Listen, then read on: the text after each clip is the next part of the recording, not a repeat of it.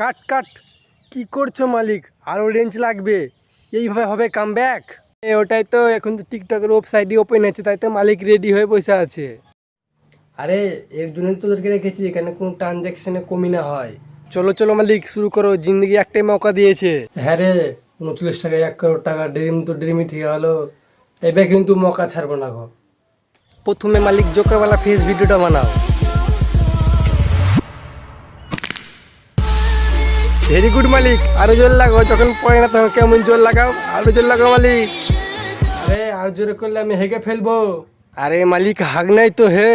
হ্যাঁ আচ্ছা ঠিক আছে মালিক, 2 নম্বরে ট্রাই করো।